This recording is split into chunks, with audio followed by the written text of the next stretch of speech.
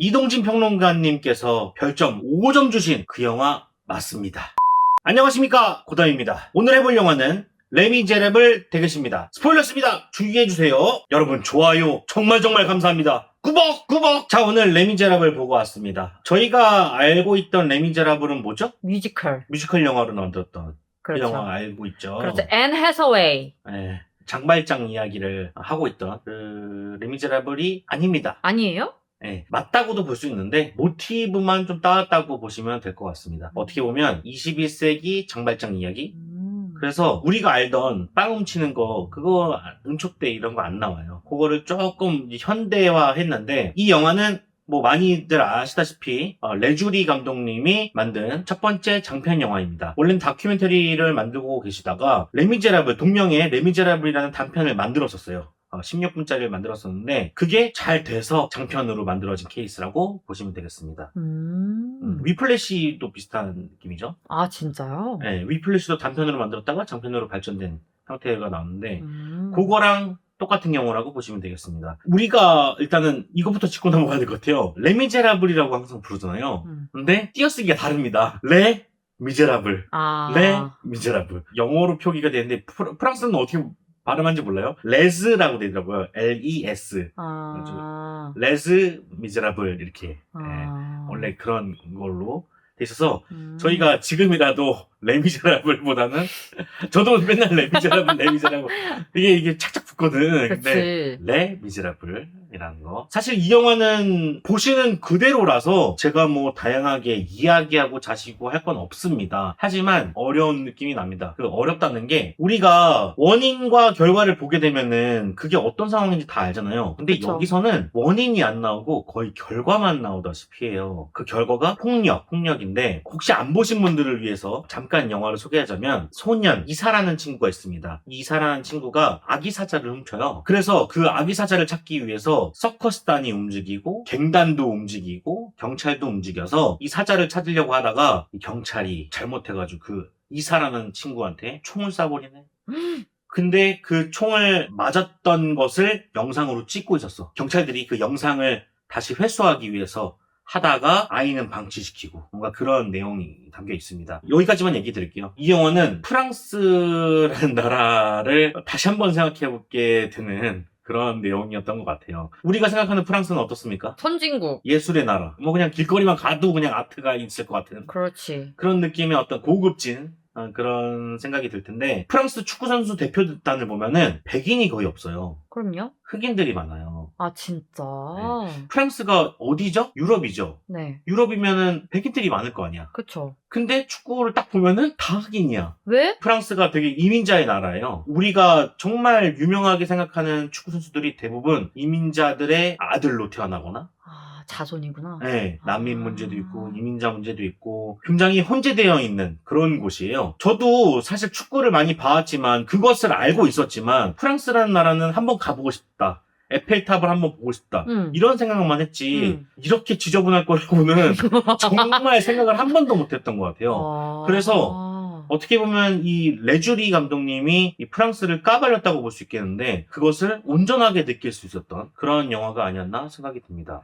미국의 할렘가는 많이 봤어도 프랑스의 할렘가는 정말 처음 보는 것 같았어요. 가고 싶지 않을 정도로.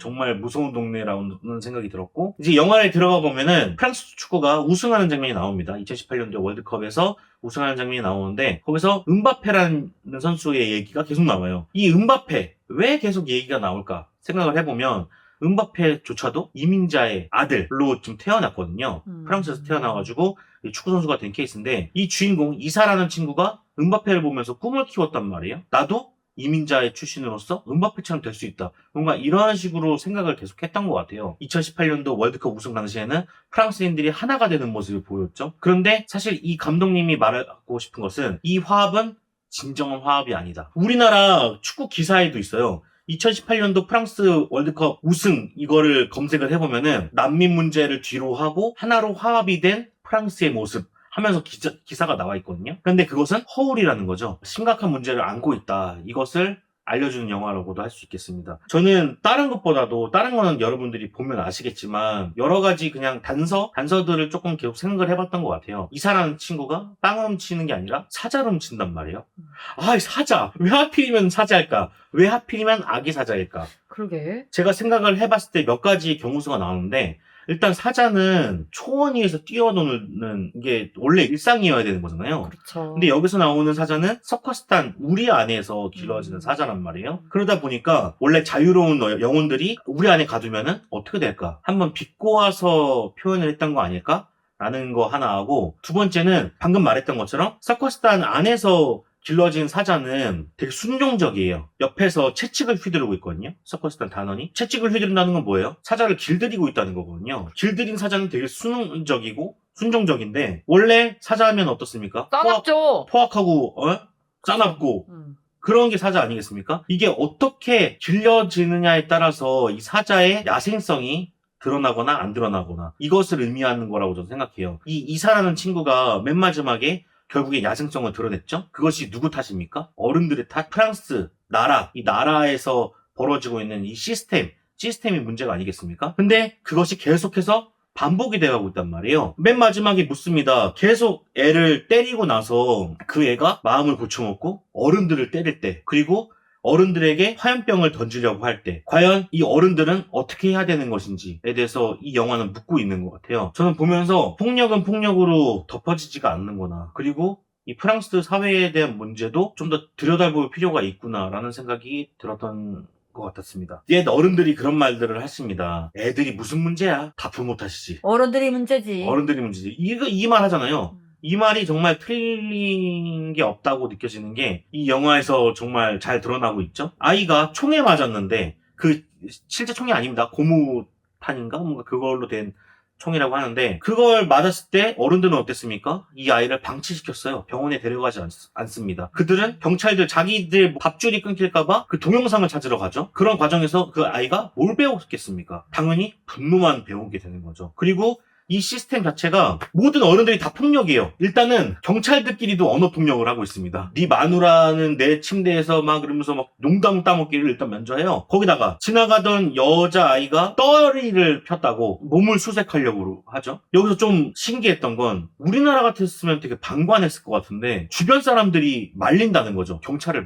뜯어 말리는 거죠. 그것은 벌써 경찰 시스템이 무너지고 있었다. 그것을 다들 인지하고 있다. 시장이라는 직책을 맡은 사람이 경찰들한테 한테도 막 욕하고 뭐 어떻게든 폭력으로 다 하려고 그러고, 서커스단 집시들은 몽둥이 들고 와가지고 또 시장 이런 애들을 또 좁혀려고 그러고, 다 어른들이 다 폭력에 젖어 있어요. 그냥 폭력이 너무 일상생활처럼 돼 있단 말이에요. 그런 사회에서 그런 아이들이 뭘 보고 자라겠냐고요. 그런 것들을 너무나도 디테일하고 세심하게 표현을 해놨던 것 같아요. 안타까웠고, 진짜 우리나라 옛날 80년대 그런 모습도 보이는 것 같았고, 뭐 지금도 다를 바는 없지만 어쨌든 너무 마음이 안 좋았습니다. 또 하나 좀 집중적으로 생각을 해봤던 건 드론이어서 드론. 한 아이가 경찰이 실수하는 장면을, 사고가 난 장면을 드론으로 찍었죠. 그거를 보고 있단 말이에요. 그 시선. 이제 아이들이 반경에 나설 때 그 아파트 집 문으로 또 쳐다보고 있거든요. 그때 맨 마지막 엔딩씬이 나온단 말이에요. 이 아이가 어떤 시선으로 보고 있을 거고, 그 다음에 지금 현재 프랑스에 있는 아이들이 어떻게 보고 있는지에 대해서 저는 그 시선이 잘 연출되었다고 좀 생각을 했어요. 그 아이의 시선이 아마 레주리 감독의 어떤 시선이 아니었을까 생각이 드는데, 여러분들이 또 느끼시는 말에 따라 또 다르겠죠? 그리고 영화가 가면 갈수록 몰아치는데 처음에는 되게 설렁설렁했단 말이에요. 나중에 가면서 원피스에서 루피가 막 총난타 하듯이 막 거세게 막 물고 오는데, 그 폭력이 너무 세서 제가 많이 놀랐어요. 원래 공포영화 같은 것도 보면은 긴장감을 조성한 다음에 꽝 놀라잖아요. 근데도 이제 공포영화를 보러 갔을 때 극장에서 제가 안 놀라는 경우가 상당히 많거든요. 근데 여기는 집단과 집단이 부딪히면 부딪힐수록 너무 막 심장이 터질 것 같은 거야. 뭐 어떻게 할지는 모르겠고, 노바디나 조닉 같은 거 보면 총 쏘는 거 되게 쉽잖아요.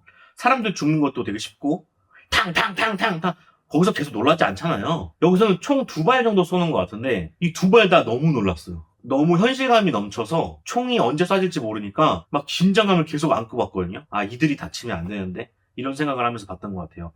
그런 표현들을 또 잘해냈던 것 같고, 그런 표현들이 아마도 이동진 평론가님의 취향을 저격했던 거 아닌가 라는 생각을 해봅니다. 엄청 진짜 몰아붙이더라고요. 그리고 예상할 수가 없어요. 프랑스 경찰도 예상할 수가 없었고, 이사도 마찬가지였고, 서커스단도 마찬가지였고, 시장도 마찬가지였고, 모두 다 어떤 짓을 벌일지 너무 무법지대처럼 표현이 됐기 때문에 어떻게 보면 아수라가 있다면 바로 이곳이 아수라가 아닌가, 정말 그런 느낌을 받았습니다. 너무 프랑스는 못 가겠다라는 생각이 들었어요.